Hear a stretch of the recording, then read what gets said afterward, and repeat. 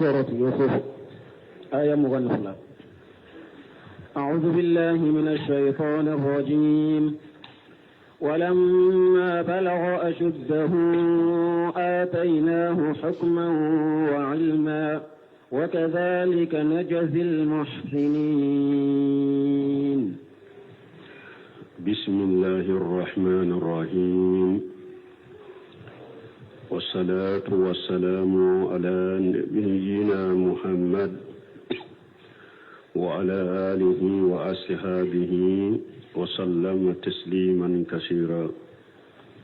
سبحانك لا علم لنا إلا ما علمتنا إنك أنت العليم الحكيم.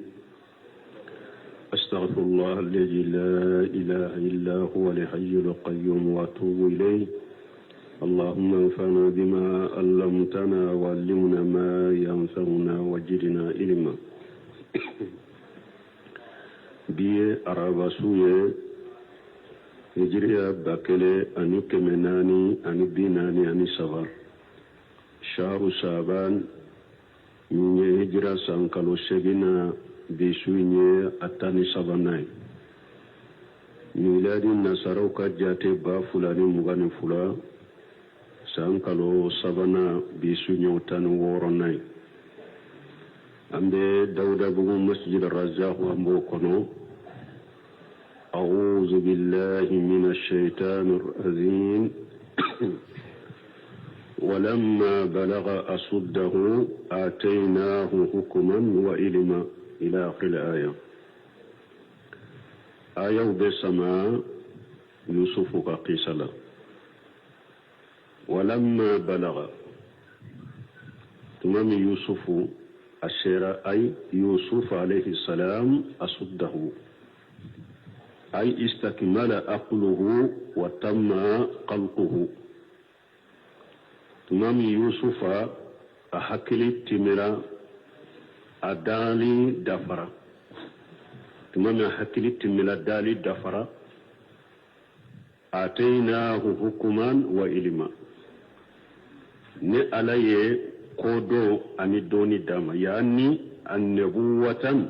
أنه حباه بها بين أولئك القوم. ونكسر حكما وعلما آيات توسير منا نبي مايا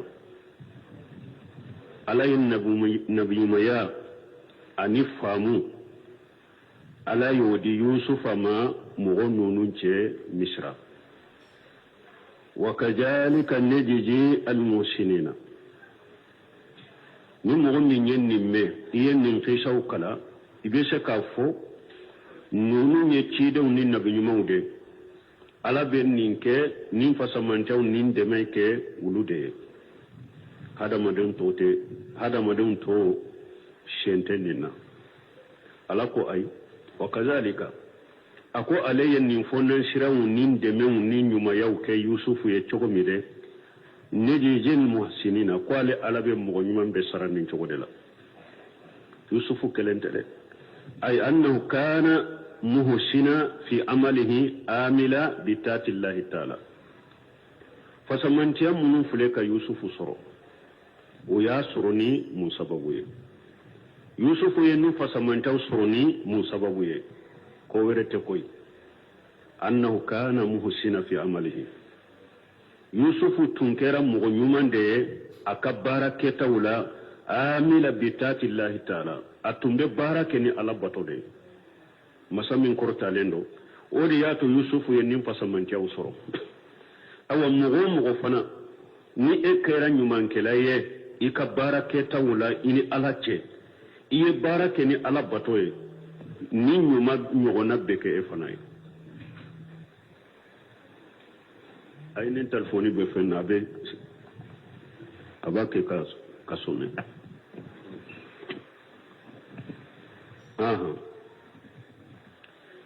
وراودته التي هو في بيتها عن نفسه وغلقت الأبواب وقالت هيت لك. قال معاذ الله إنه ربي أحسن مثواي إنه لا يفلح الظالمون. وراودته التي هو في بيتها نفسه نيلا جربي وري كتا يوسف ما نفنا كجوهري كلو فنا في ليلة يخبر تعالى أن امرأة العزيز على بيان كباريا كبو منشري أكا مصو التي كان يوسف في بيتها بمصر منشري مي aka muso ni yusufu tumbe ministri min ka so kono muso min ka so kono ministri muso min ka so kono misra wa gadi awsaha jawduha bihi wa bi ikramihi ayasur musoyi aceye washiyake musoyi nye ko aka yusufu bonyade ko aka yusufu bonya ka jantola farawadatuhu an nafsihi ni musoyi ninde nana yusufu nyini kata yerema ay hawalatuhu ala nafsihi wa da'atuhu ilayha ay fereke yusufu bina alema chogomi ka yusufu wele kana yerema wazalika annaha habbatuhu hubban shadida lizamalihi wa husnihi wa bahaihi ministri muso ay yusufu kanu minna ka gele kosobe aya kanu kojugu yusufu kaccenyi sababula ana kanyuma ya sababula ana kan noroli fahamalaha jalika alan an tajammalat lahu wa khallaqat alayhi alabwab wa da'atuhu ila nafsihi yusufu kaccenyi min fuleninye ana kanyuma ya min fuleninye ana kan noro min fuleninye oye musoyin bila musoyin ka yere masiri yusufu ye ka daw besogo ka yusufu wele ka ta yere ma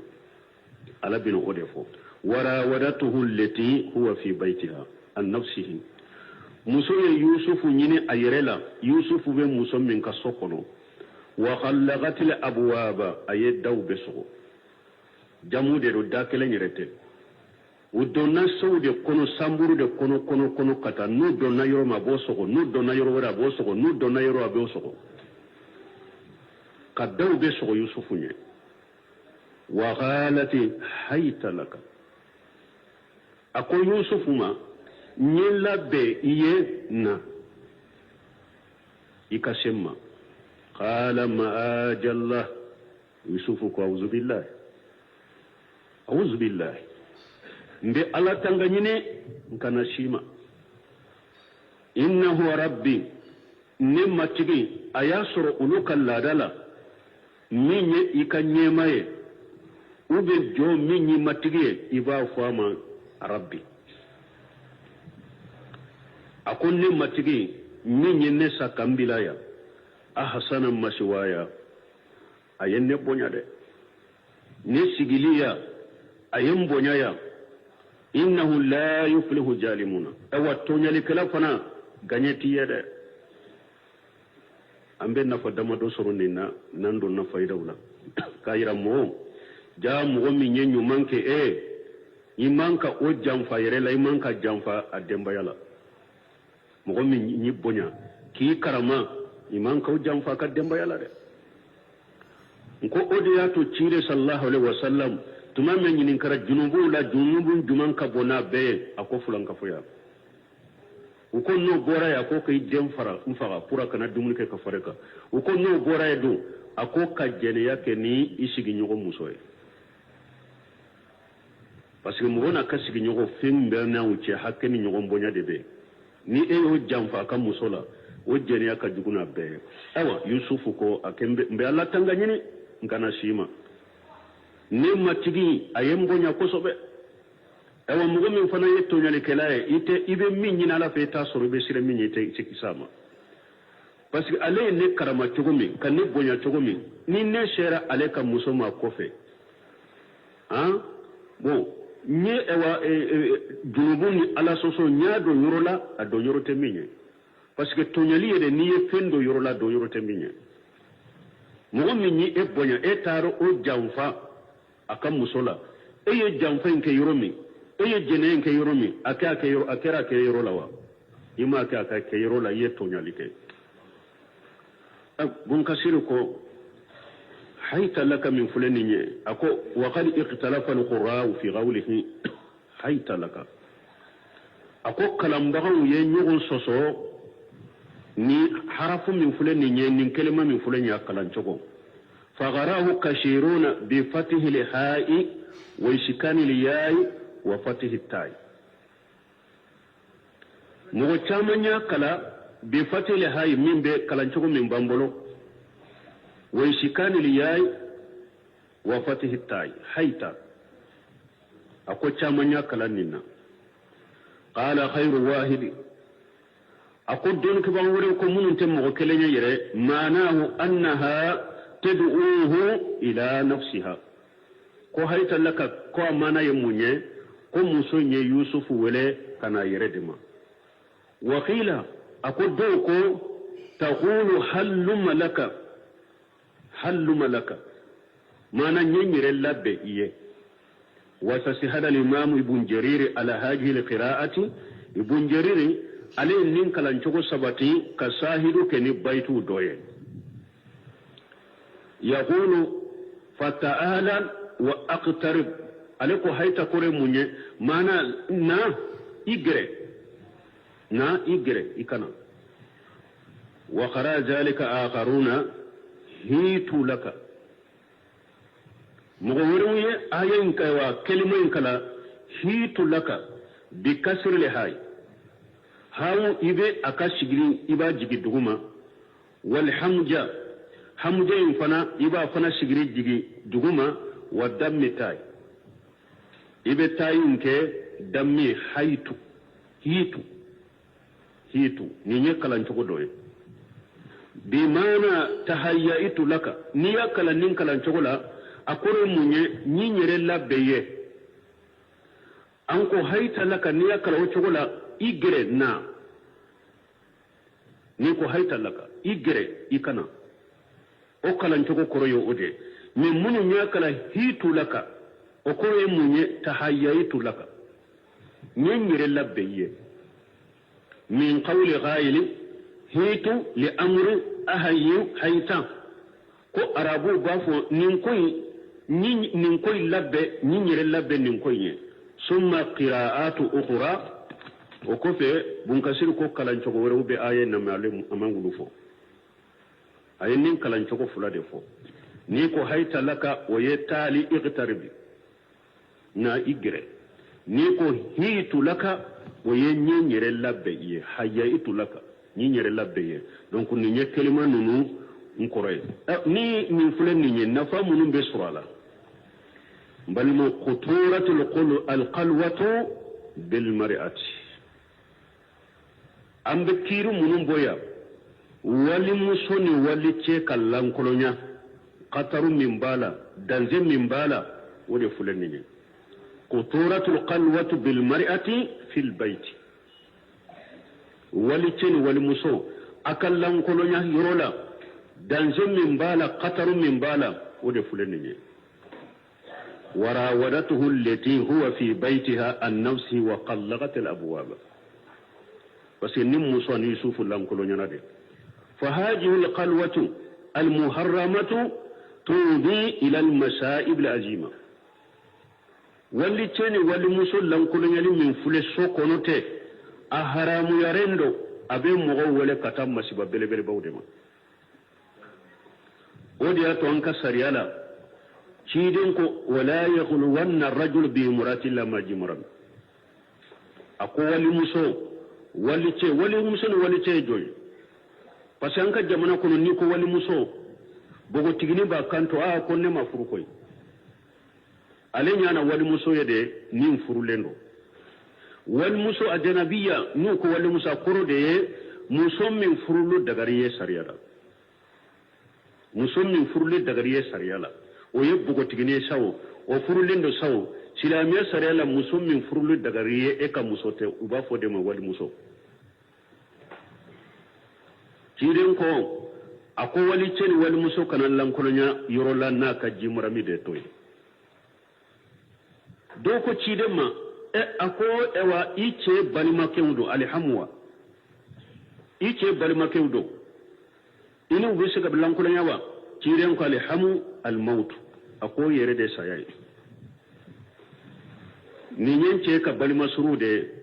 a uben ni nyen yere ka balima surude an fa fula de do ciden ko yere de kajuguna be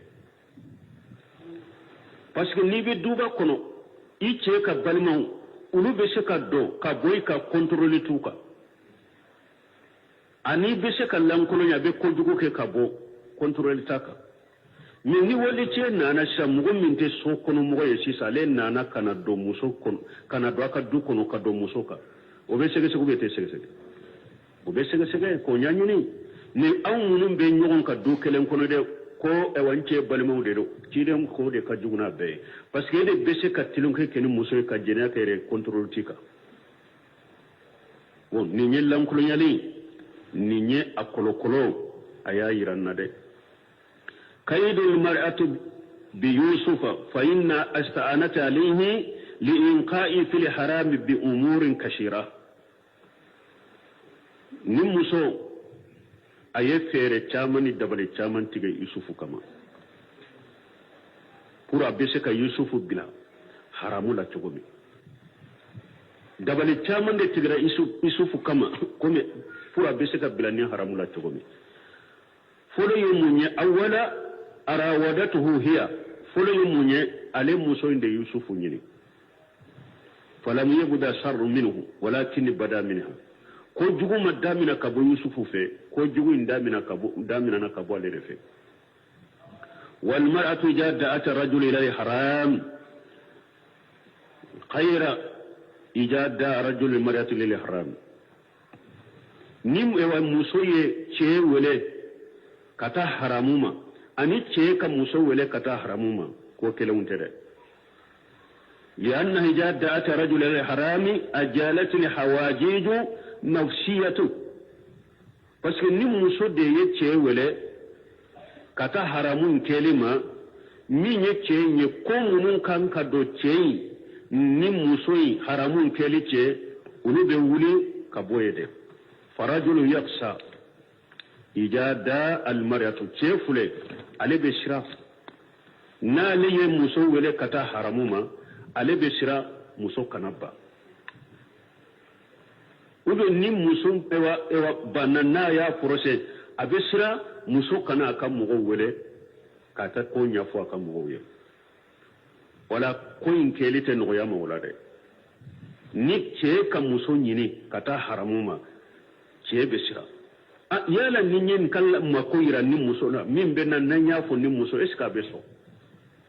o joro no sira ba diskun kono o bese ka doni muso nyini ni che fulana esike ninne ye ni muso nyini ay le mer ne damina nay ninne de ya nyini eska tesa fo mogo ye eska teska ta fo aka mogo ye wa ni sirana ni fula o be se ka do che dusukun kono nin kono ite farnya ka muso nyini ne ni muso de yi nyini kata haramuma ni shika munu fule nunu be boy bo muso nye ni la nyini kata yusufu ni nye yusufu so ewa yusuf ko min fule ka yusufu sorote na maso kake ni mbayira hadisan min nana ni ciden ko sab'atu yujilluhum Allah fi jilli yawma la jilla illa jillahu wa rajulun da'atuhu imratu jatu mansabi wa jamali faqala inni aqafu Allah yusufu bidonnani hadisala ni ciden ko mo wolon fula min ni ala budo aka suma ko kiyama keneka abo mo wolon fula cela ani ce mi muso ya wele kata yere majjene yala muso min ye dambe tigiye muso min ce kanyi ce yin ko ne be sirala ni yusufu adonnan ninna parce que haramu keli fule kan no ya yusufu asira dira mamme amaso sira juman tumbe sira caman fana tumbe yusufu la min be yusufu sama kata ko in kelinga mama ke muso ya ka fero ke ka yusufu wele sira caman tumbe sababu caman fana tumbe yusufu fana la min ba wele kata nimbara ke dimi me asira na la nyama ke folo ye munye awwala arawadatuhu sira folo sira min tumbe yusufu bolo na bisga yusufu la so kan nin ko inke muso inde ya nyini ni hada madece muso yi nyini a ce kali aka pareye o yere ki nyini kata a yere ma ni nye siraye ni mbe nin ko sugu koli no yaye o tumbe yusufu la asaniya fulanna huwa fi baytiha laysa khariba yashukku fihi jadal albayt yusufu lam billamu muso nyire kaso kurode yusufu te dunay na besira ni ewa ni muso ni mugodo nana kin soro nin duin kono o kana sikina o be kanumina yusufu tinte sira wala yusufu tunye so indunte yerede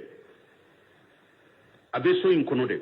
ate sikka ninye nin ko inke ni mugo yin soro nin du kono yedum be mufo o siranya tuntala parce que abe du yerede kono ni nye fulanaye ni sira nunu tumbe yusufu golo munun be la Allah su katabila nin ko inkelinga me amake arabiya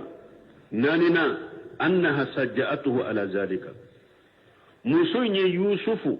aye Allah su ka wa jafarnya kata ko inkelima qalati hayta laka akonye labbeye na igre nyere de labbeye na aye yusufu su ko ale ya yere labbe yusufu kana ayen yusufu ja farnya kata ko in kelima ni nyo wasailan nani nay aqamisa durna annahu kana sabban wa da'i jina inda sabab akbar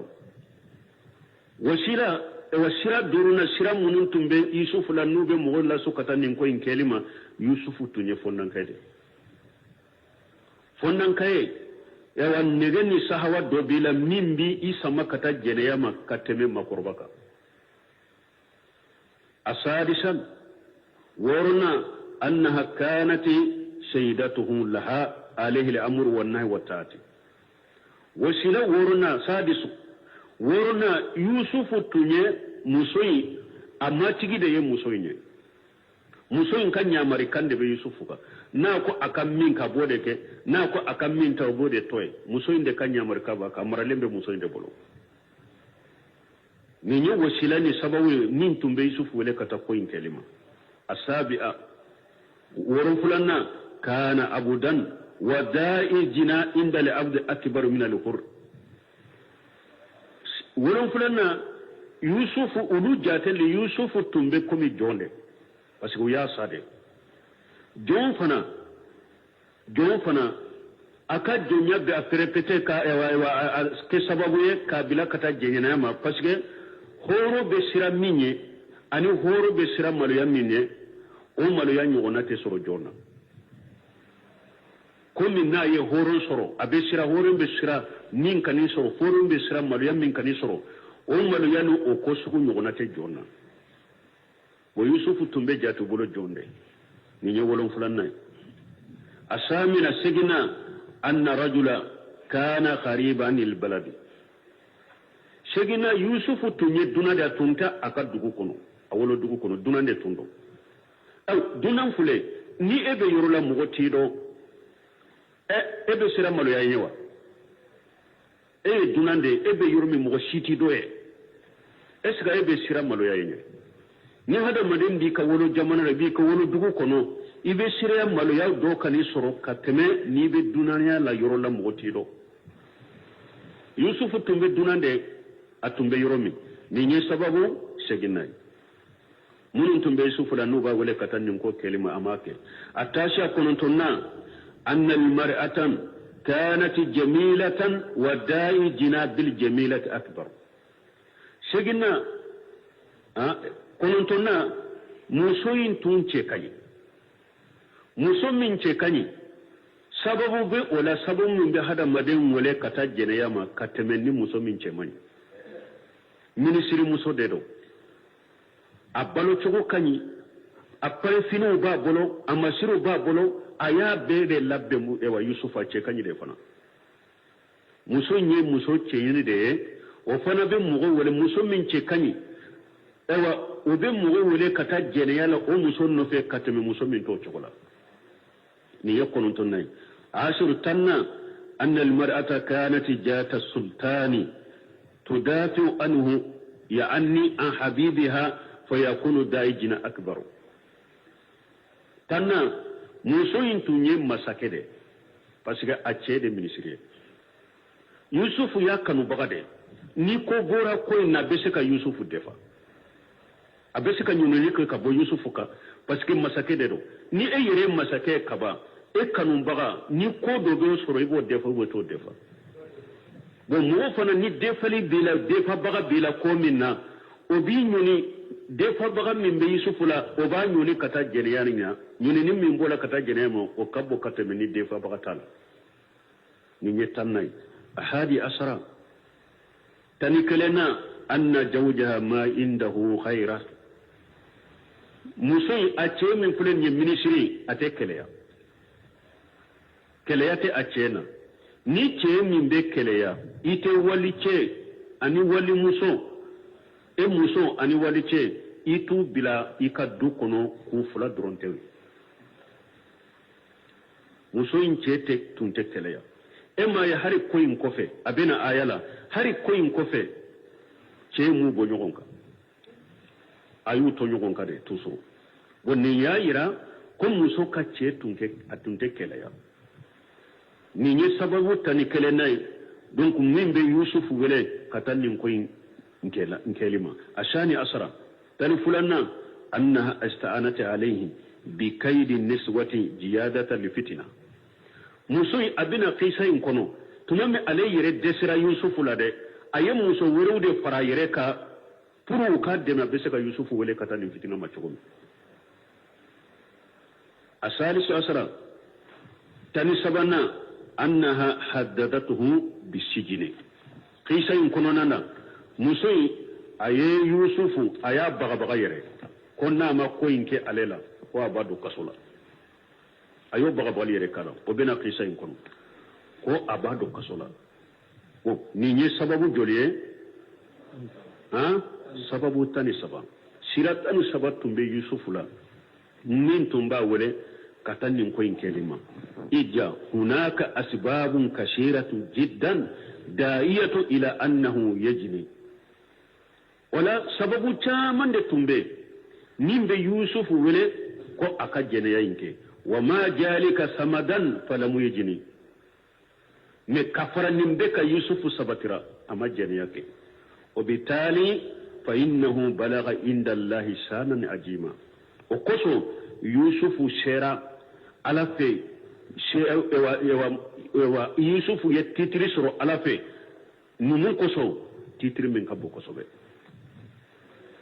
titiri mi na akabbu kosobe aha ni nyenne aya na fawtu mununtum dululentum bala ولقد همت به وهم بها لولا أن رأى برهان ربه كذلك لنصرف عنه السوء والفحشاء إنه من عبادنا المخلصين ولقد همت به موسى همنني يوسف كالك فنيونا وهم بها يوسف فنن ني واسو ركتا مسيما لولا أرى برهان ربي ناتما تجي على كدليل لويه على يرد تامنشو ندلو دو بلا بسكون كونو كالانيا سرانيا ني نور ني دي منو دو بلا بسكون كونو مي نابي كوينتوي كذلك على ينينك يوسف يتشغمي كنين دليلو يرالا كنين تامنشو يرالا پورا كنا كوينك على كوالي يوكي نونوك نونتامنشن نونو يرا يوسف لادي لنصرف عنه سوءا والفحشاء pour ko juguni ko lankolo min fule min yanko yele maka bo abolo ne ala ye taman sew yira yusuf la ni cogo de la pour ni ko jugu min fule ni ko lankolo min fule ni nko yele maka bo yusuf ka innahu yusuf fule de min ibadina al muqlasina abenne ala ka jon kala sile undela ne ala in ka jon munun kalashi yusuf be ulu de la abena kalan cogo dola innahu min ibadina muqlishina abenne alaka jonde la jomunum buddu sun kala shalay ni kalan cogo fulay fara nyogon ka o ba yiranna ko yusufu ni jo atumbala ka jo ala yire jo munun klasi ayire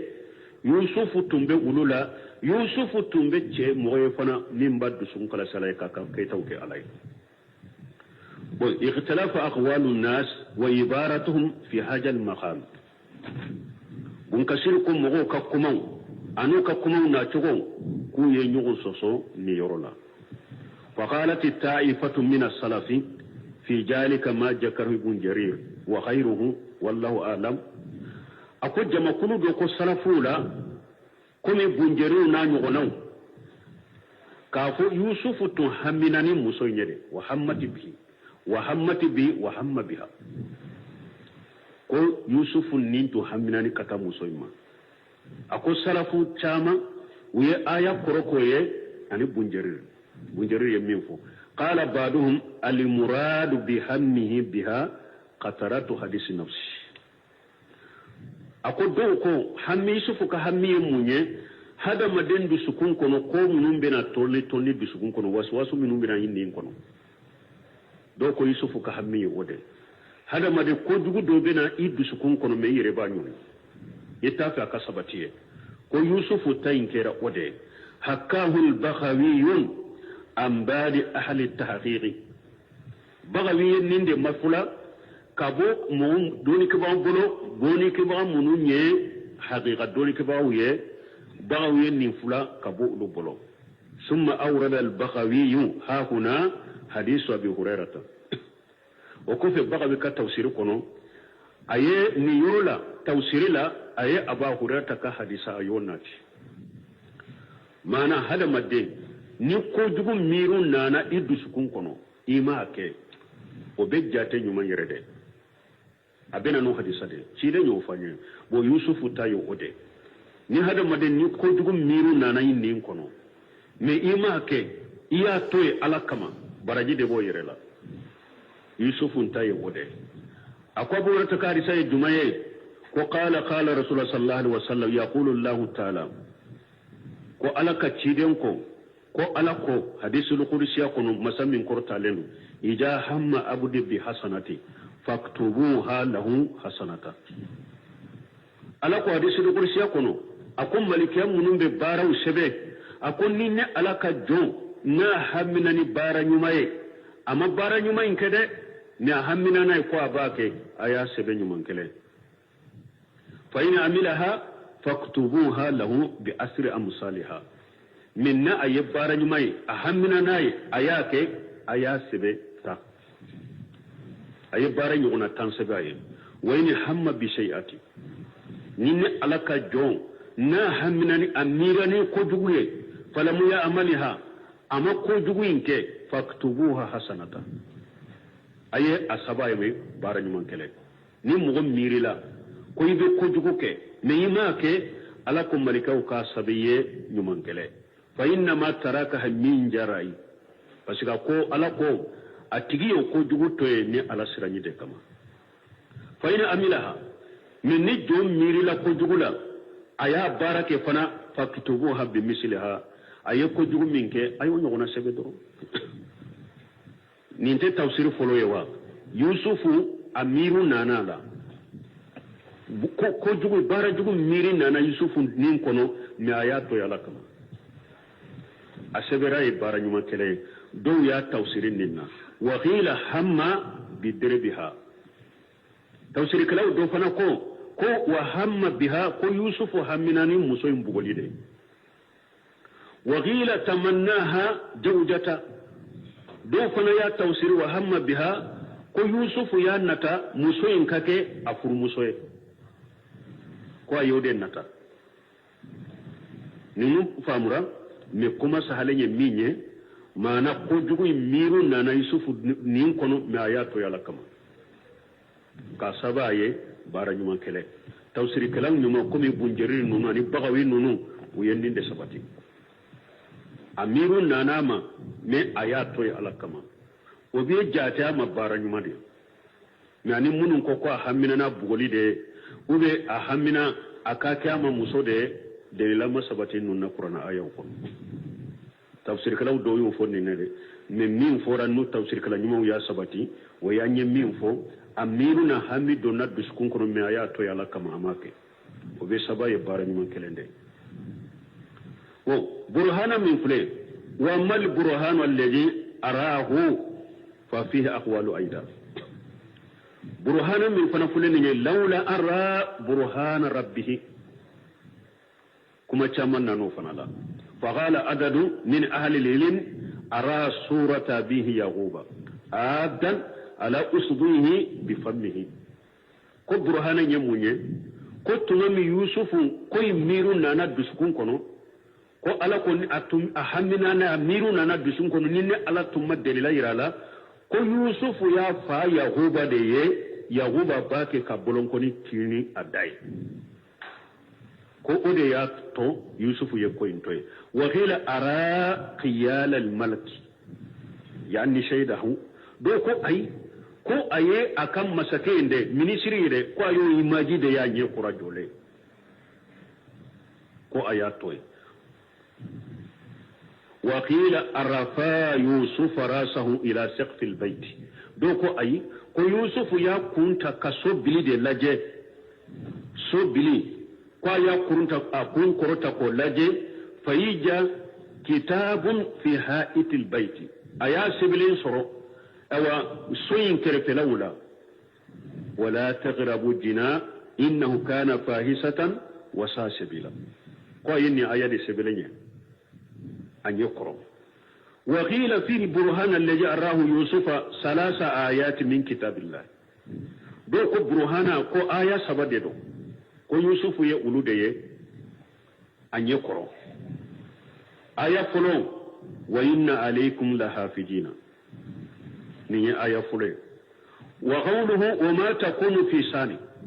ko ate do ko sila fo alaba faralemba ko ni fulana sabanna wa qawluhu afaman huwa qa'im ala kulli nafsin bima kasabat yalam masammin jole ni woni ni fengo fenke ni ala jole beni sarai konni aya saba ko ayen nunu de ya nyekoro be balmu qala ibn jarir ko imamul mufassirina wa sawabun an yaqula innahu ara ayatan min ayati llah sawabai minye an kafo yusufu ya alaka tamanshin doye تجزره أما كان هم بها تامن سمون بيوسف بغبغا أتميرني مني نابو توي تومي أنكا كويدة أنكا كالاكا تامن سدوي درو يوسف يالاكا تامن سدوي أتميرلا من تامن سمون بغبغا كابو أولا وجايد أن يكون سورة يعقوب أكو أبسكك يعقوب كسوري وجايد أن يكون سورة ملكي وبسكك مساكين كسورة كان يقرأ وجايد أن يكون ماره مكتوبة من جدر عن ذلك بسكك أيفين دو سبليني نيم بابا بابا كبوكوينا ولا حجة قاطعة على تعيين شيء من ذلك أكون من فلك فوتي دليل سبت لسيتي نيم بن نكلن كلا يرانا كون نندرو دليل سبت لنتا أسيلا فالصواب أن يطلق كما قال الله تعالى سوابي مني على يريا فوق بلا تغمي أنك بلا أفوق بلا تغلا أي على كتامان شدو يكوني مكا كري كري يعني في مسنا درو دللا سبت لنتا سيلا واستبق الباب وقدت قميصه بحق تدوني أكفي مدافع من يكفي دويه إن الله تعالى يعين أولياءه في اللهجة الأثيبة بأمور تثبتهم أمباسرو ني آية كنويا كو ألا أباكا جنيمون دمي أو كو جلون وقتي ألا باكا جنيمون دمي كو سبتي يوسف يألاكا جنيمون دمي adonna ko gelemba dola nina ni ala ya sabati laula ara burhan rabbih wa huwa ijkada lakin arahu allah burhana jalahu yansarif yusuf mirido tunana ma me ala yetamashido nati nimba yele makabwaka fallahu yu'ayyinu walihi fi lahajati al-asibati ni nya yira na la ba ka jonyuma abideme gele ya wakati abideme gele ya wakati la aya yira na fana anna al-insana lawla ma'unati Allah la yuthbitu lil haqq ni nya yira nan ba soro kai sakono ko hada madde ni alami deme ite saka sabate cinya kade lawla tawfiqillah wa tasdidihi la yuthbitu ala al haqq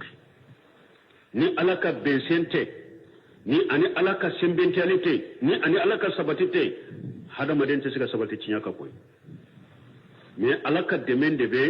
hada maden sabate cinya ka ambo tayuru juma kajalika linasrifu anhu والفحشاء سوءا والفحشاء donc ni yayira na hada maden kera chogo puri ka sabati ka cinyaka fo alaki demede o da to ciden tumba fo ka do kono ncigi ala masami ni ede be dusukun yelema baga dusukun sabati ka dinaka donc hada maden be hataji ikera mo suguye ibe hataji alaka demena alaki sabati ibe cinya min kalaki sabataka alakan sabati cinyaka donc iko odwawu iko chaya ambasoro faida ikono ka fo hada madem min ni kera dusukun kala sibagai ika bara wala bi dusukun kala si alai ikera alama jonyuma ye ni eyere ba setane bi ba fe kido ala sosola yoro ube jahili do ube musodo na ya la yini kwa bibila ala sosola yoro dola ala debe ni mo min dusukun kala sirendo alaye ikabato wala ko gele fitina balawu ne be do ni ebe na do ala ube yuwele katama ala bidde ke bola wodi ato ko innahu min ibadina al-mughlasin ala ko alaye nin ko jugu yelema anin ko lankono aya yelema ka bo yusufu kamunna pasige ala ka jon kala silendero ni ala ka jon kala silendero wodi ato ne alaye nin ko lankono nin ko jugu yelema ka bo bolo donc ni mo min kera dusukun kala si bagay ala bato la ikera ala ma jon yumaye ko chaman be junubu chaman ala soso chaman be ala yire debe eddeme ki bola ni take chokomi واستبق الباب وقدت قميصه من دبر وألف يا سيدها لدى الباب قالت ما جزاء من أراد بأهلك سوءا إلا أن يسجن أو عذاب أليم يغدر تعالى عن حالهما حين خرجا يستبغان إلى الباب نهاية لالا بانك باريا تمام يوسف أن المنسر مصو وفلو بوليتو بورا وباك كان يغن دا كان دالا يوسف وباك كان بولي كان دالا پورن كا دايلة نكا بونكي نيرسرو muso be boli kata fo ale ka yusufu ko dala ka jo yusufu ni dali nyogon chakana se ka dayele Allah bin odefo wastabaghal baba yusufu ani muso uye nyogon dakana dala wa khaddat qamisahu min duburi i nyogon boli to nyogon da to kana dala yusufu kadro ki faralani ko felay yusufu bake ka boli ne kana dala donna nka dayele nka boli ka bo muso in fana be bola ko fe ka minana dolokiye pour aka yusufu sagi akana se ka dayele yusufu ka doloki faralani ko felay wal faya saydaha ladadi babi ninkele ulufuna be nyugon dala kana dala uni muso yin chebe na dala just ulufuna be na dala muso in fana ce ministry ale fana bina dala ka dayele ubenna dala muso ya do asomina ceye minye kuma bina ko akofe ale kona ka kuma yusufu ye ale ni nyame cewu nya ubenna dala ubenni la halada yusufu doroke bale boloni kofelay unana be dala ni chogola قالت ما جزاء من أراد بأهلك سوءا muso ko chema ako yala mugo minye ko jugul la nyinini ika musoye bo o tigila halay munye ikan kan munke otigila mana ye munyira akachela sa ko yusufu ya le nyini parce que ya do ko bora kene masisa mo kala halaye jumaye mo min na ye ko jugul la nyini ni ka muso aya la nyini ko be ko jugu ki ka muso la ni yo mo soro ikan kan munke ola ikan ko tigila mo saramunna ewa ayere sagira ka jabu di chema illa an yasjuna aw ajabu alim o tigi saram man ka ki bolo foyi ka tigi do kasola ube ka la jaba min diminendo ewa nim fule kan ni ko be ko jugu de kenna ni sarakan ka ke munye bolo foyi ka do kasola ube ka la jaba min bala dimi قال هي راودتني عن نفسي وشهد شاهد من أهلها إن كان قميصه قد من قبل فصدقت وهو من الكاذبين وإن كان قميصه قد من دبر فكذبت وهو من الصادقين فلما رأى قميصه قد من دبر قال إنه من كيدكم إن كيدكم عظيم ثم من مسوي علي يوسف قجفي مني كجنيا غالون مولا علي يوسف de ke jenya kelai ka sage kaira akanka do kasodela ube akabugo bugoli mimbe Allah dimi tuma min nin fora yusufu fana bake kayire bariya tuhuma min daraka galo min fule kata kadaka nki nyire nyini de nki nyire bariya de nin kana sabatinka qala yusufu ko hiya arawadatni an nafsi akunni ma nyini de muso nyire de ne nyini kana yirema ne ma nyini de muso inde ne nyini kana yirema وشهد شاهد من أهلها شير بغد شير كمسو يرك مغولا وإن كان قميصه قد من دبري أقوى يوسف كدرك اللاجئ نا ياسر الدرك فرلاني كفلا دي قد من قبلي وإن كان قميصه قد من قبلي نا ياسر الدرك فرلاني نفلا دي فصدقت muso ye tiɲɛ fɔ dɛ wa huwa min al-kadibina yusufu de galon fɔ n'a ko muso y'a ɲini parce que cɛ ni binna muso kan a b'a kɛ k'i minɛ ni doloki kan ye ko a bi i ɲini ka bɔ a yɛrɛ kan doloki kan bɛ fara ni ɲɛfɛla ye n'a y'a sɔrɔ yusufu doloki kan kɔni n'a faralen ni ɲɛfɛla de muso de ye tiɲɛ kɔni yusufu de binna ka koyi ni sufu ko ale ma ɲini muso de y'ale ɲini sufu ye galon tigɛ dɛ parce que ni binna muso kan ayiwa ale b'i minɛ n'i ka doloki kan de ko a b'i i diyagoya ka bɔ a yɛrɛ kan doloki bɛ fara ni ɲɛfɛla ye wa in kana qamisuhu qudda min duburi mais n'a y'a sɔrɔ yusufu ka doloki farala ni kɔfɛla de ye fa kajabati muso ye min fɔ ko yusufu y'a yɛrɛ ɲini muso ye galon tigɛ dɛ wa huwa min as-sadiqina wala yusufu de ye tiɲɛ fɔ parce que ni muso ya i wele kana a yɛrɛ ma e banna a ka kafoɲɔgɔnya ma e bolila ale b'a kɛ ka boli e nɔfɛ a b'i kɔfɛla de la o ale b'i doroki minɛ ni kɔfɛla de pour k'i sama ka sagi donc doroki bɛ fara ni kɔfɛla ye n'a fara ni kɔfɛla de ye yusufu de ye tiɲɛ fɔ muso ye galontigɛla ye dɛ yusufu de ye tiɲɛ fɔ n'a ko muso in de y'a ɲini bon nin seere sɔsɔli nana la donc b'a ko denyɛrɛni dɔw ko denyɛrɛni dɔ dalen muso yɛrɛ ka mɔgɔw ko o de ye nin fɔ dɔw ko ayi muso yɛrɛ ka mɔgɔ de don mais denyɛrɛni tɛ dɛ bɔnbɔsitigi yɛrɛ de don bɔnbɔsitigi yɛrɛ de don bon donc b'aw y'o o de saha denyɛrɛni tɛ dɛ bɔnbɔsitigi yɛrɛ dɔ de don mais muso ka mɔgɔ de don bon nin y'a yira n na yan ko a bɛ daga baara ka kɛ ni taamasiyɛn haraba n yɛrɛ ka silamɛya sariya kɔnɔ n'an ye mɔgɔ ye a ye dolo fɔnɔ o bɛ mun yira n na a ye dolo min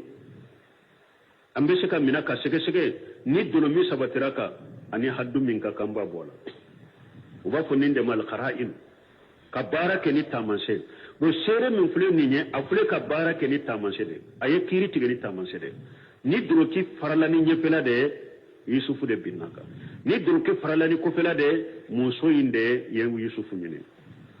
bara kira ni tamanse de sisa donc bara bekeni tamanse donc ewa obeke obe haranka sariya kono obanka sariya kono awa ni nya yiranna ko hadama de ikera mugo nyuma chogo ni iba fe kado balaw do fitina do la ni siranya ko do ni yere yaado ni maboli ko yimbe biya kono iboli wote jito ya ni fe ngorede mugo be kisi fitina ma chogo mi ibe kisi balaw ma chogo mi awa wode kede wote ma bayade wote almami yalare ala kan kisama ni mugo mi nyi dina tigini wajule kana almami ni muso do yini yoro la abafe kido kodo la iboli de wote bashi koy iboli de mena akana ke yusufu fule ka bole wote bashi de nka boli nka se ka kisi bashi tola do onyini nendo koy wote jito ya ni fengure ko almami sola ma boli ay adimu kaidu limar'a ni nyaayirana ko muso ka fere kabbo koy muso ka fere kabbo wabena ayala falamma ara qamisahu qudda min duburi o kalana tumami uyedoloki laje yedoloki faralani kofela de qala innahu min kaidukunna ministri muso e ministri ke muso kace tumami ayedoloki laje aya yedoloki faralani kofela de qala ko innahum min kaidikunna ako aka musoma akon ni nyawu muso de kadda balina ka fere tigelene yusufu min yini de ni nya awu muso yere de ka fere tigele ana kadda bali tigelene inna kaida kunna ajimu aw ka muso ka na kadda balina ka fere ka bode aw kadda balina ka fere akabbu ko sobe on nimba yiranna ko muso dabali ka bode inna kaida kunna ajimu والذي يتأمل كيف حكت هذه المرأة المؤامرة وخلقت الأبواب وغالت حيث لك واستعانت بالنسوة ناي نمسو إلا جسيسا نيني فيري ني دبلي منو فرانيونك ناي ولو جاتمنا مسوي علي دي يوسف علي دي داود ale de ya apare kala be yusufu ye ale de ye ewa ayire de meni muso were wuye yusufu be nin ko inke ale la chogodi ale la chogomi bo ni ona na sisa ko yusufu de ya ale nyina le ma yusufu nyine dabali kabo nunu nye fe munun dara nyogon ka sisa chebe se kan ninkea kan ninko da nyogon kate kasage ka foyi beni boda nyini ni chokolate nko ode ya to chide nya kwa hadisa salen kono akum ma raitu min naqisati din wa aqli ajhab bil lubb rajul hajib min intakunna chide ko alima dele kam mo yemin nka hakili na kasilendo ani min ka dina na kasilendo min na bese ka cheba ko hakili ma na bese ka taniye ki boy ka hakili naka kaw musobo muso na ka hakili na silen fule muso na ka dina na silen fule me cheba koro chesire hakili ma aka hakili dafale mu si tesha la ka yonin kele ka bo aka deso na ka ko ka muso bo chide nyofo muso do ko chide ko ka hakili na silen fana juma ko ka hakili na silen ko yalaw muso kelen ka seria ni che fula de ka seria te benyono de muso fula ani che kelen de ka seria te be nyogona ko awa ko ni nyaka dina na gasili aka hakili wo yo kan na gasili aw kon ka dina na gasili ako yala nawdo na kalo bola ube ni awdo na bange jolila abe salliwa ko ay awa ko ya ka dina na gasili donc muso ka fere ka bode che ni mi janto yere la hari ni e ko ye hakili mai dalembe ka hakilla chogo ko e ka chogo ta ini muso kana afere sugu do kere yoroni kele abe boki to la foka ta la garite bo aya yoro ko shida muso ka fere ka ana ko shaytan ka kibra inna kayda shaytan kana dayifa ala ko shetane ka fere be la fulendo do aka dabali be la fulendo do na ko muso ta ka bode muso ka fere ni muso ka dabali aka bode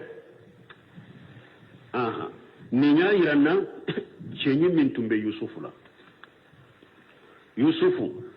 mogodo atun change kanyi kosobe odi yato anana hadisa dola inna yusufa utiya satara li husni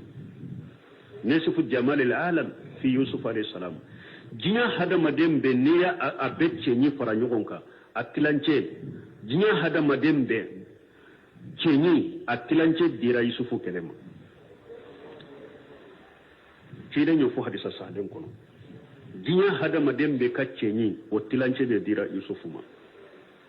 donc yusufu tunye ceni la aka cenyini minna kabakole no kosobe na be hada maden hakili mina be mugo ka hakili mina ode ya to aka cenyiye ni muso ka hakili mina komi abena nyefe chogomi fo mu ewa muso yere bafo ko ni isufu ka ewa kanu kwa ye muso dusukun fara ko ya dusukun aya dusukun fara de fo ka dwa kono يوسف أعرض عن هذا واستغفري لذنبك إنك كنت من الخاطئين. يوسف أعرض عن هذا musoka cheko Yusufu ma ako ninko min fuleka kete ninkuma toye pew ninko inkuma kana fo tuguni de ire nyana ninko kana ninfo mugoshiye idade nina ministry ninke mun kama akam muso suturali kama talaban li sitri talba sitri ala ahlihi ako Yusuf ma idade nina yere nyina ninko ikana nim barofo mo shiede ministre muso nyen fo Yusufa puruka aka muso sutura halibi ako Yusufa aridani haja ko ninkoy atoy pew kana ni lakale kana kuma fo yere nyina ninko wastaghfir li jambiki ako aka muso ma iye junubu minke ala ya fadela ka ya fi mai ka junubula dede Yusufu nyini ko iye junubu minke ya fanyini alafe aka ya fi mai ka jurumula re innaki kunti min alqatiina ede kera yere tugo baga ka jurubo ke koy ede yere tugo ka ala soso ala ya fadeli ala ka ya fi ma me balmo haribi cey ayu to nyon ka ama kele ya baliya nin ko masina ye eso e ka sokono nin ko in ko fe esagira kan nim mo fula to nyon ka tuguni ni Yusufu ta alaka jonyu mai san ni masira yere disi sawa nin fora e yere ko dadeli ka ken nin kan Allah kale yere uku mako ni naka nin to e ka ke ko mi ko make ka sage fu to nyugon ka so kono tuguni faratu be nimbo faratu ten nimbo kele ya baliya ten nimbo aw anka sila men sariya birala nin kontrola nin korotere ko akache wala ni muso ka che kanyi koy nin te kele ya ay an ka sariya ninke dayusu de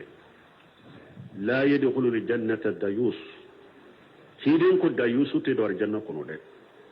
ko dayusu yo jonye akwa alladhi yakhuru su'a fi ahlihi sidin ko dayusu yede mi e yere bado ko yikam muso be jene yake e ba sage ka sabata ka ki dadaka ite abali wala ite fere ka bobila chogomi iba sabato ka ciden ko da yusuwe a kunnin tero aljanna ku bon nin ce tayin fule ka ke ode nin kerate o kofe kan nonu to nyogon ka ko yusufu kan nin yaka to ya kan yina nin ko o ko muso madro ala de la ka ya fi madro e yere tuku ka jurubu ke subhanakallahumma rabbana bihamdika ashhadu an la ilaha illa anta astaghfiruka wa atubu ilaik.